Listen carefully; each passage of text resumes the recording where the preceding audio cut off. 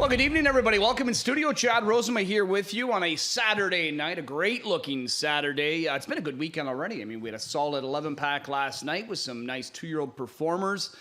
Good night for Team Jones, good night for Bob McClure, and hopefully a good night for all of you playing along and you're able to cash some tickets and now ride that momentum into the Saturday program because you've got plenty to play through your HBI bet accounts right here at Mohawk Park and then, of course, out of town as it's a huge night in East Rutherford, New Jersey, as they play host to the Meadowlands Pace and a slew of other stakes. That Randy Waples, as I bring you in, we are hopeful that, you know, as long as everything goes according to plan, as we know, and things can come up, obviously, whether it be a last-minute shoe change or something like that throws you off schedule a bit. But for the most part, I think we're hopeful that we'll be able to get all the Grand Circuit action in right here on our program. Oh, wouldn't that be nice? Yeah. You wouldn't want any overlaps on a night like tonight. No. You know, we got a nice card here. They got a nice card down there. It'd be kind of nice to bring them in, you know, both in together. They're really looking forward to that gold tonight. I'll bet you are too. Here. Yeah. I mean, it's just one division. Yeah, but still, it's a good one. It is because it's one division. Yep. It's everybody's in there, and they're going for $140. Mm-hmm. Yeah. No early season start. These golds are ramping up. I think we already have the second leg of the golds coming next weekend, I believe, for the pacing fillies and colts. So. Excited to see Bojangles back out again. And others, Borderline Mobby. Mm-hmm. I mean, I thought he was pretty awesome on the end of it till the cows come home for Team Jameson. They've got a nice one. So, an exciting time of year. And, and then we'll get into our Grand Circuit stuff with them. Yeah, and we're just kind of getting over last night there, too, because I think both of us were kind of enthralled a little bit with the filly that Bob McClure won with the Green Manalishi. Yeah, Flowing Tribute. Right, that one there. What a gate, eh? Yeah, Green Manalishi's sweeping that. I speaking of Team Jones, not only did Bingo Night go that monster trip. What a night they had. 54-4, but the Captain Corey they unveiled. And I saw earlier this afternoon, I didn't get to go through all of the results, but I think it was at the Meadows. I think they were playing host to some Pennsylvania Sire Stakes, and 2 of the 3 Pennsylvania Sire Stakes for the 2-year-old colt trotters, I believe it was, went to Captain Corey's. Oh, nice. Yeah. Cool. Right on. Good. Yeah, for sure. Okay, last night, how did things play out from a track perspective, bias-wise, as we track where the eventual winners were situated at 3/4? Now, not as much as we saw Thursday, which was all 1s and 2s. Yeah. You needed to be top 2, basically. This is, a little bit. So right off the bat, we had one come from 6 in the opener. I'm trying to remember back to who the winner was in the opener. I'm drawing a blank. I remember here, I picked Sunday Shoes with Jody. Zed Athena. Zed Athena, Bobby McClure. Big night for Bobby McClure. That's right, Zed Athena. Yeah, she did come from way out of it. Raced a little bit easy, but had lots to go on the end of it. But this is just so much better because you got a 3rd, you got a 5th and a 4th down in the middle of that. When it just says 1s and 2s, it's kind of frustrating. Yeah, I mean, not that anybody was terribly far out of it. No. For the most part, they were close, but we only had 2 leaders at 3/4 that went on to win the race. So not as many, necessarily being on the front end at that last, check-in, turning in there. So we'll see how tonight plays out. We've got it's a different look again because James, Louie, Jody. They're all out of town. Mm-hmm. We'll see them at the Meadowlands with, certain assignments. So you've got, obviously it's a big night for Doug McNair. He's got a lot of live ones in here. Trevor Henry. I think Travis Henry could have a very big night. Yeah, and I think Bob's got a bunch of live ones. Bob's got a bunch of live ones. Doc Moore. This could be a good night just for Doc. Yeah. And I know he's hoping it's a good night both sides of the border. And I think he's got a big shot, but he's got a lot of live ones. Theoretically, I could see him win a handful of races here tonight. Yeah. Well, he's got some really, really nice stock this year, and like I said, he'll be, really, really looking forward to that Meadowlands Pace. Has he ever won the Meadowlands? Oh yeah, he was placed with Lawless Shadow. Lawless. Was it that one? No, it wasn't Tattoo. I think it was Lawless. Shadow. Okay. Yeah, I think that's the one. Mark drove it. Mark McDonald. Yeah. Was that the Charlie May disqualification yes, one? Yes, he was second place first because of Charlie May. Right. Yeah. Is that even settled? Is that still going? I don't even know. I don't know if it is or not. I don't know. All right. Well, we've got a lot to cover here, and I know we're on a bit of a time crunch to get into it. So let's dive in here, Mr. Waples. Race number 3 for the Pacers 5 and under. Normally, a $350,000 life. Field of 7. Captain Hurley, I know this is one you're fond of. Very. And we talked about it last week when he won. It was even more of a special win Given the Keith Clark Memorial Day, West on the same card, and Robert Jones and Travis Cullen the ties, and they were really happy to get a win. But one thing that kind of stood out to me, Travis telling me that this horse is still green. Yeah. Still kind of green behind the gate, and he thinks he'll continue to get better, which is sort of scary because he's looking pretty good right now. Yeah, and then he's a very imposing specimen too. So if he's got the engine under the hood, look out, because he's a very racing looking individual. First over here, and like I said, I had him up on top his last two. I just absolutely love the way that they've kind of brought him along, and just a big, super nice looking horse. I mean, look at the movement that this guy's got, and he just in a straight line, straight ahead. And now I know Travis is chasing him a bit, but you got to remember, this is a Captain Treacherous out of a Better's Delight mare. He's double dose of kind of laziness, you know what I mean? Okay. And he's not an overly lazy horse. I like them to be like this, just kind of like looking after themselves a little bit. But every time Travis asked him, he'd move forward. So I think he could easily come back and triple up tonight. He's going to be my top play. Yeah, and I mean, I don't think the move up's going to bother him. No, I don't think so either. He's still going to be a really good fit. I do think he's obviously a top player, but I've got Doc Moore on top at a bunch of races, including right here with Tip of Time. He was a sharp winner at this class level 2 back. I like that he's got experience already winning in this classification. That most recent, it was the interference break. Remember, they were racing, like 3 wide into that opening turn? Yeah. I think Jody was the one in the middle with him. I think it was Control Rocks that came was down found to have kind of come down. Squeezed him. Yeah, and ended up forcing him off stride. So this is his first outing since then. Control Rocks has raced since. I actually picked him last week. I thought he raced well, but set shot was just too much. Yeah, he was a little bit too much. Now, Tip of Time, I got him in for second. A little bit of a stale date, but I think he's going to come up with a big effort too, so I can see where you're going. That's race 3. Let's go to the 4th. Pick 6 gets underway here in the 4th race. Fillies and Mares, nominators at 9,000 last 5 for this group on the pace. And you know what's tricky too tonight? Now I know Crackshot's been scratched. Unfortunately, he's come up sick, but with, we're seeing 3-year-old Philly Pacers, we're seeing 3-year-old Colts of the Ontario side variety, that they're just doing what they can to stay in shape ahead of the next Gold, because there was kind of a bit of a break for both of them. I think the dates are, more towards the end of the month for the next one. So it makes it tough, especially if they're drawing outside, because you've got some good ones that are going to face some older horses.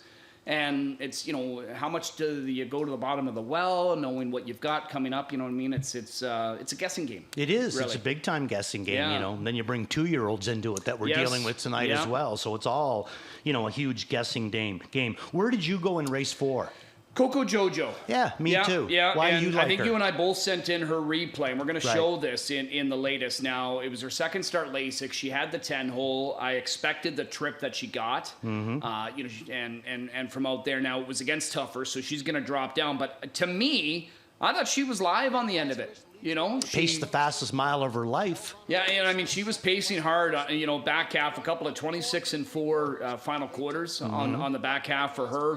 And, you can kind of see James looking around too, right? And you know yourself, when you're doing that, it's kind of, you're sitting behind one that wants to go forward. Yeah. You're just trying to see, well, how much can I start them up? Because am I going to be able to go forward here? Because at this point, if he does really get her going, she's just going to go into a wall of horses. He's got to take a hold here too a bit. Yeah, there you go. No, she's good. And you know what I kind of like about her tonight too is she picks up Drury, and Drury's drove her. Drury knows her. It's not a cold fit, you know what I mean? So Coco Jojo, definitely the way that I'm going to go. Third start LASIKs too. A lot to like about her. I think second start LASIKs, we just showed you she would have been live, but she had the 10-hole to deal with. Here's Gets the tougher. other one in this race that I thought raced really, really well last week, and that's Shoot the Whiskey. Now, I only have her down in for 4th, but I think that we should show you this, because I think that this was a very live drive for Travis, and I think that Billy Davis is picking himself up a very live drive. Now, Travis is going to go with Tells on a roll. That's not a surprise, but how deep is this one here? Look at the year she had last year, Chad. 48 starts, 11 wins. Now, this year, 22 starts, only the 3 wins. If anything, she's a little bit behind herself from last year. Maybe she's just kind of starting to come into a good movement now, but you can see with Travis here, to me, she's still got go down on the inside. Every time he asks her, she moves forward. He's got to stop driving her, or he's going to run up over top of Louis, moves her down off the inside of the track. I'm not saying she was cracking live, but I think with the middle of the gate, she's definitely good enough to get on the ticket. And speaking of, I know you said Travis is going to go Tells in a roll. Speaking of her, I thought in that most recent start, coming off the last turn, And when he started to angle, actually, sort of on that last turn, I thought, you know what, she's looking like her old self, but then a little flat in the stretch. So she's a work in progress, I think, as Travis and his team try to get her back to that dominant form that she had. He told us before that his biggest problem with her that he struggles with is her feet. And every once in a while he'll have to go to flip-flops. Now she's gone to flip-flops. I've never seen the flip-flops come off. I'm waiting for that opportunity, you know what I mean? I think when the flip-flops come off, that's when you're going to know she's good to go. So to me, him keeping her on, and I agree with you, I think that she really did look like herself last week, but then right on the end of it, when feet would start to really bother a horse right at the end of their mile, she didn't look quite as live on the end of it. So I think that she's a work in progress right now, just like you said. And to me, how impressive is it that Tells in a Roll got the front from the rail? I mean, it's not 4, 5, or 6 from the rail here. 25-4. Yeah, but that's when she's good. That's what she does. She can just snap out of there and gain control. But when she's not good, it's like he's got to kind of force her out of there. Last week, I think she looked much better. I think we're only like about a week away. That's why I got her listed in for second. Yeah, perfectly chic. I think she can hang with anybody in here.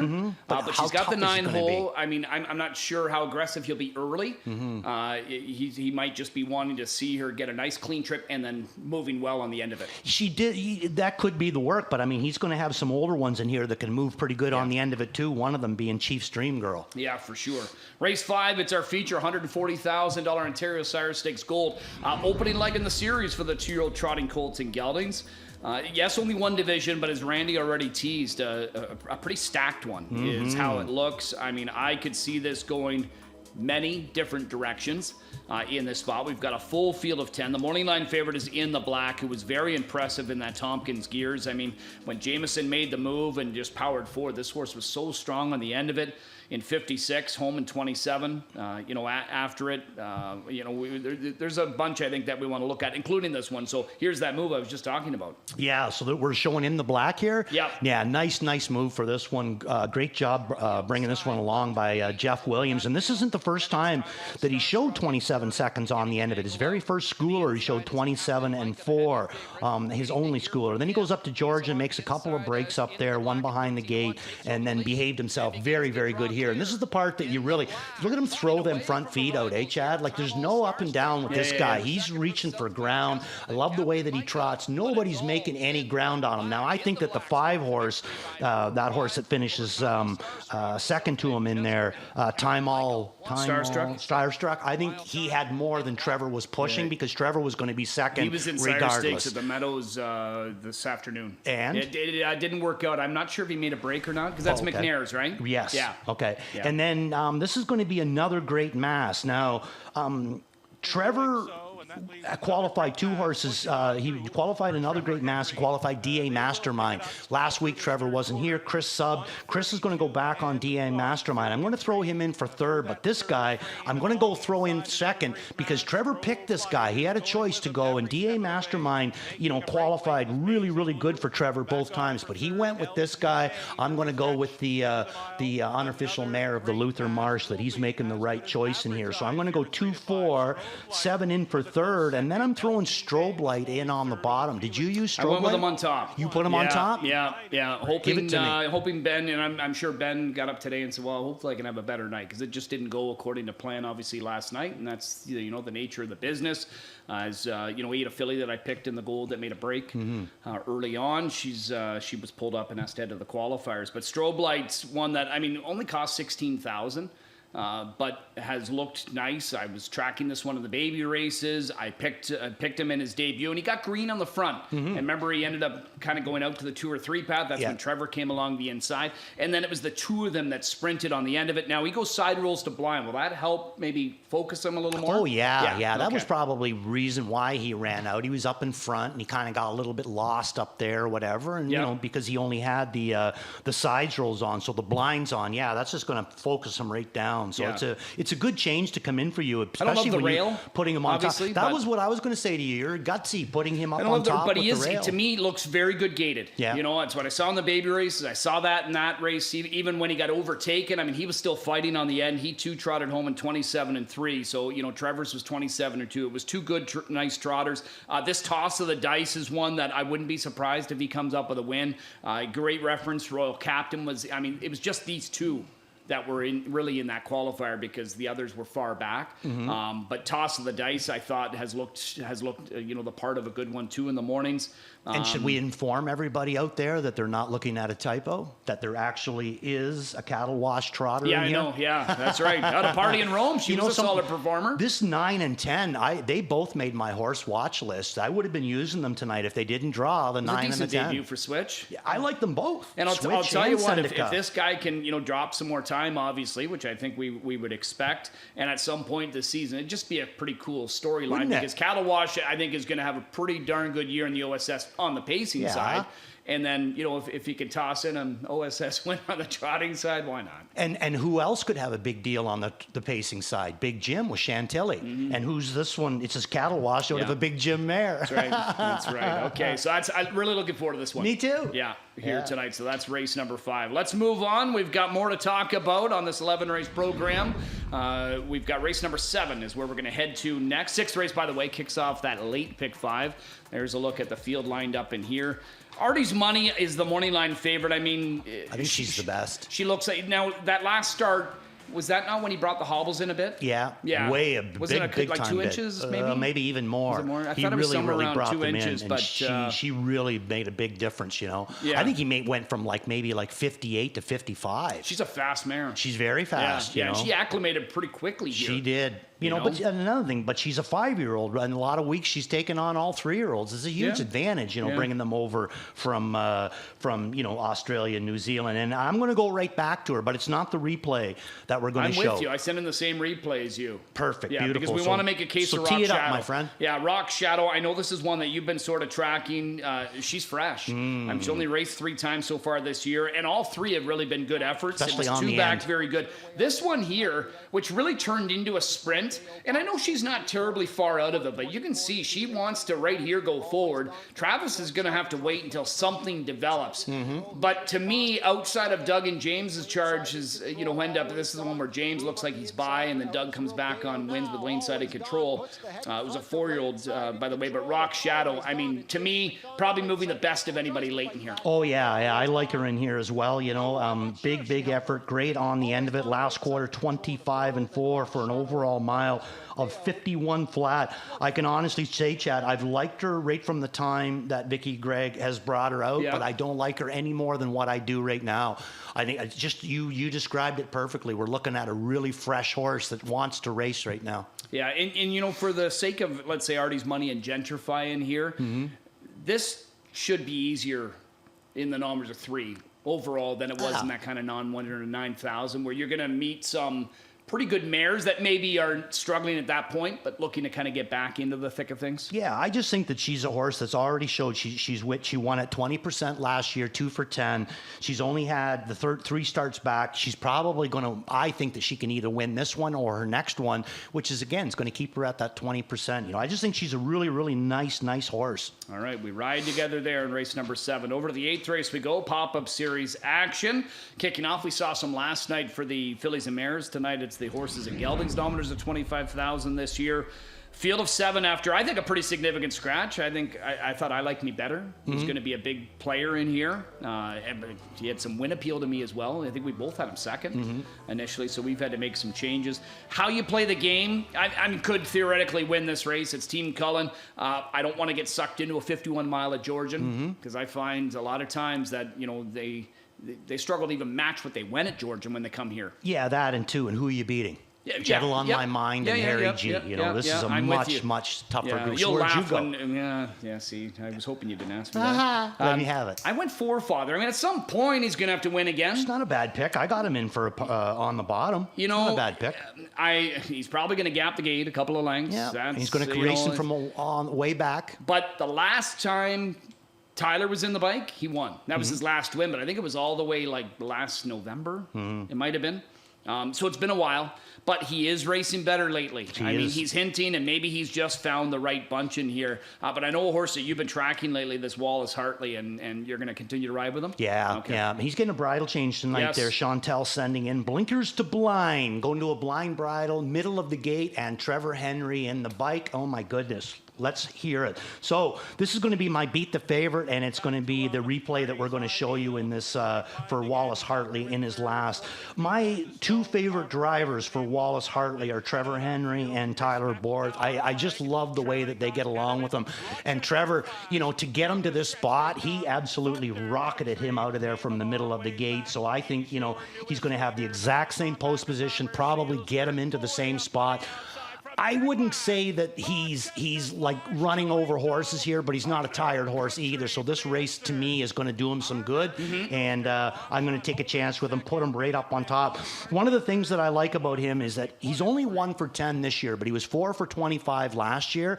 And when you look at the rest of this page, Chad, it seems to me like he's in against a lot of horses that don't really like to win races. Not that he does either, but because of that speed that he has and the ability to cut miles in the front end and still last, he might just be able to go right to the front in here and take down this field. Yeah, I mean, my pick's the only one that's been allergic to winning this year. Well, yours is going to be coming hard on the end of it. Mine's probably going to be going hard in the start of it, but there's also one in here too that I think can be quite dangerous, and that's the one McNair picked up. I was going to bring this horse up. You and I both have him in for second. Heather Pickett doesn't bring many here, but when she does, they race generally good. Competitive. And now you pick up Doug too. We know Doug's probably going to get, you know, his best out of him. And I mean, those are some pretty good miles. And I know again it was George and a Grand River, and I find them similar to where, you know, horses. It's almost a lateral time when they come here.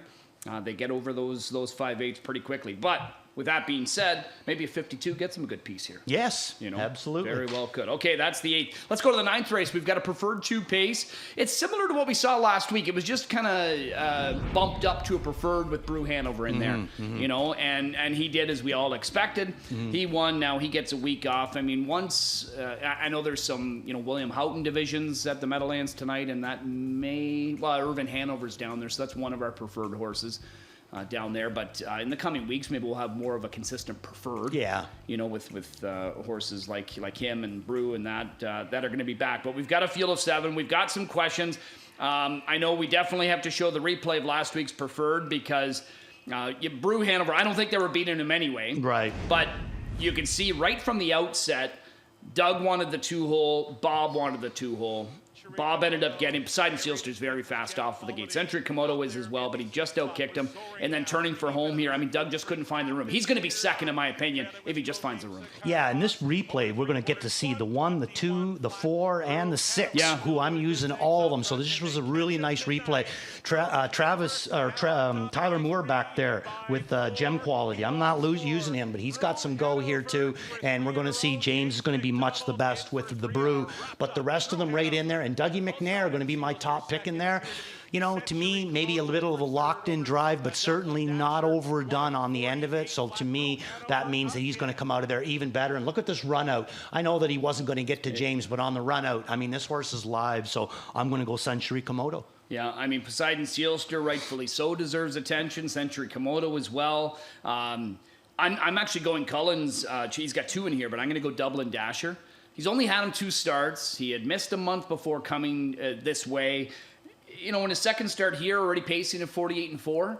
If he just gets a little better and maybe a trip goes more his way, maybe he comes up with a winning effort. Well, it's just you just said it too there. I mean, last week he came first over and paced a mile in 48-4. So if he gets the trip, how much better is he? You know, I mean, he can't go I don't see him going his best trip after having that time off and then having to come first up in against a horse like Brew Hanover. You know, so what can happen tonight? I threw him in for third, but to me, of all the horses in here, and there's some nice ones in here, he's the one that scares me the most, the 6 and the 7, but the 6 even more than the 7. The one that might scare me the most, and is, I know you didn't use him tonight, but it's Major.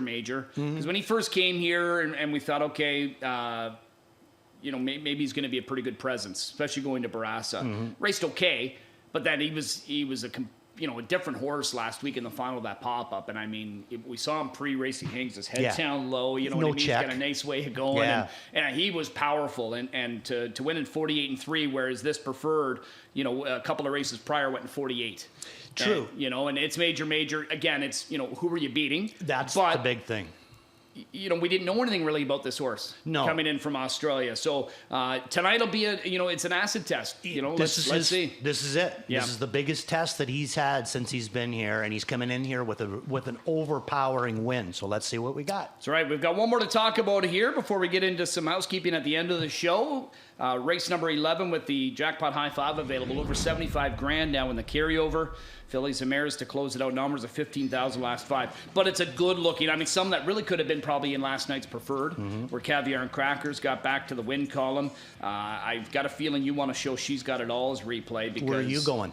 I've got her into. I really like Glenborough in here because I think she's been really live the last 2 weeks, and we are going to see that replay again. And she had pace behind horses on June 28th as well, and maybe tonight she just gets a trip that works out for her. But She's Got It All. You pointed it out last week after the race, and you said the best one moving late there was She's Got It All. She was flying. Yeah, and we can go all the way back to June the 13th was when she really started to flash that she was back and ready to go. Another one that, Rick said at different times, he's had problems with her feet before. So the first one we're going to show you is She's Got It All. Yep.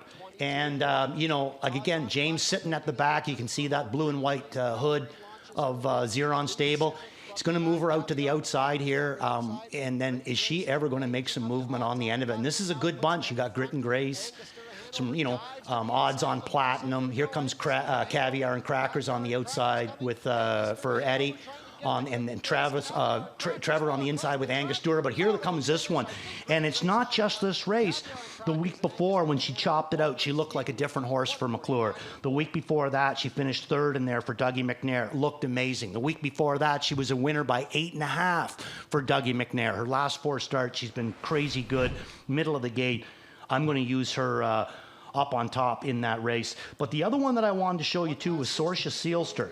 I thought maybe you might want to take a real good look at Sorcia Sealster too, because she's another one that's a very deep kind of a horse. We both like her.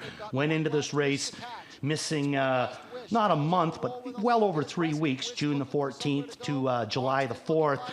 And paces a mile in 49-4, 26-2 on the end of it. And look at her coming on the outside, this big girl. And I haven't seen her look quite this good in a long time. She only had one more to come down.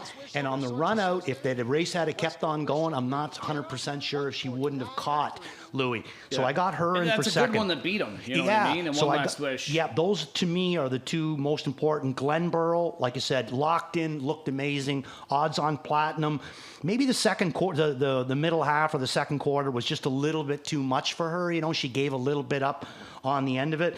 Style for a Mile. Where are we at with Style for a Mile? I was going to say, Doug got reunited with her last week, and look what happened. Well, she looked like she did 2 years ago when she was winning the Mares like Open. I was going to say a top Mares class again. So this is a really good one.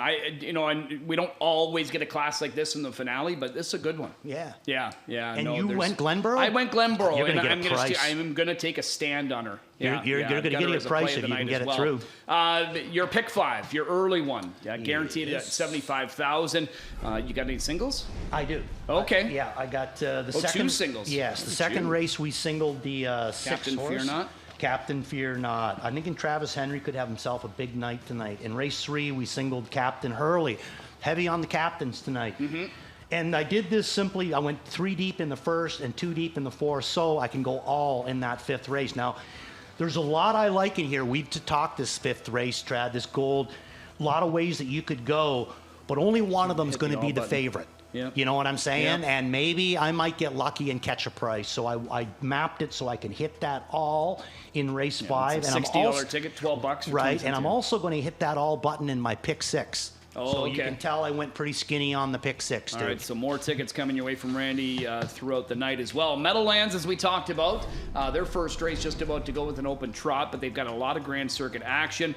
There's the lineup. Stanley Dancer Memorial is a pretty good stepping stone to the Hambletonian. Eliminations will be 2 weeks from today, I guess. So they've got a couple of those and a couple of the Del Millers for the 3-year-old filly trotters. A pair of William Houghton pacing divisions and a Dorothy Houghton for the mares. Sylvia Hanover outside of the gate, Twinbee Joe Fresh inside. And then race number 11 is their main event. That is the Meadowlands Pace. The Hamiltonian Maturity as well. Yeah, so a mile and an eighth for that one. 13 horses. Wow. In there for that trot. Really nice one. Jerry Silverman for 3-year-old What did the filly Jerry Pacers. Silverman used to be? Was that the Shady Daisy? I'm not sure because I feel like the Shady Daisy happens to still go on like a Hambo Day card. Oh, does it? Oh, okay. Yeah, okay. Yeah. I just thought that they changed it to Jerry Silverman. Yeah, there. really good looking card. And again, most of this action should be probably brought right in to the program. I think Doc Moore's got a big shot in the pace tonight. Agreed. Yeah, he's got two, but I really do like Prince Hal Hanover. Yeah. Now, what's our driver situation there again? Joel and the Jets, Prince Hal Hanover. Joel and Jets is Louis. Right. Louis back on him, and then Todd McCarthy driving Prince Hal. Nice. Yeah. Toddy on that one. So looking forward to all of that action. Good luck with all your plays here tonight, everybody. We do have an anthem singer again. We're going to be heading up there to Sugar Doyle as he's going to introduce tonight's guest. Right on. Thank you, Chad and Randy. With us on hand again for a national anthem, Leslie Quinn. Leslie is a singer, actor, and director from Milton, where she has been involved with multiple artistic groups, including the Milton Players Theater Group and the Bright Side Players. She is excited to be back singing for a third season at Woodbine Mohawk Park. So welcome back, Leslie. And now, ladies and gentlemen, please rise if you are able for the singing of our national anthem. O Canada, our home and native land, true patriot love in all of us command. Quatre bras sait porter l'épée, il sait porter la croix. Ton histoire est une épopée, les plus brillants exploits. God keep our land glorious and free.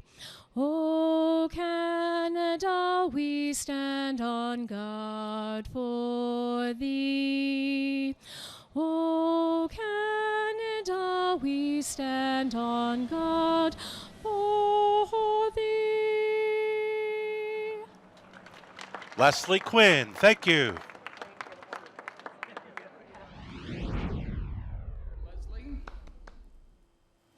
All right, great stuff there, Leslie. Happy to have her back in town for the singing of tonight's national anthem. As we get into our plays of the night, I thought you were saying Sugar was going to sing the national anthem. maybe next week. We'll see if we can get Sugar here to do it next week. All right. I heard he's got an amazing singing voice.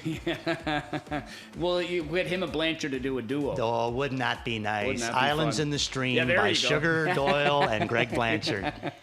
All right. You know what? I think I've got a bunch of sixes tonight, too. It's a good post to have. Not a bad one to have. That's for sure. So go through your plays with us. Okay, here. my all-in's going to be Captain Fear Not. Absolutely love him in here tonight. Worth a Look's going to be the Vicar for Tyler Moore, right in the middle of the pack. Beat the Fave is going to be Wallace Hartley. We showed you that replay. Waple's Watch is going to be Century Komodo, and that is going to come around in race 9. Rosie's got this lineup. I do have 1-6, double and dasher is my value in that preferred.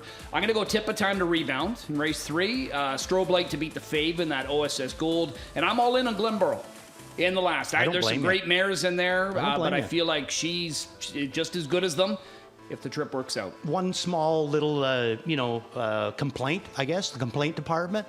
Yeah. I really don't understand why Randy has to wear a tie in his picture and Chad doesn't have to wear a tie in his. You know why? What? Ties are for the birds. That's why. Okay. Yeah. High expectations. Nice. All right, Ghislain. Yeah, thumbs up. That's what he's hoping. He doesn't want to, we can use AI to maybe go thumbs down if it doesn't work there out. You go. Sugar's sending his picks. He's got Drinkin' Buddy. In here, one that he would know pretty well. Fitting and in then well. Garna Barnsdale with Gem Quality. That's a good spot play. In there, yeah, and a horse that I think is going to be overlooking. I think so too. And it's a short field. Mm-hmm. Yeah. Yeah, for sure. All right, looking forward to their picks throughout the night as well. Good luck with all your wagers. We've got 11 dashes coming your way here shortly. 75 grand guaranteed in the early pick 5 to kick things off. We'll take another timeout and we'll come back and set you up.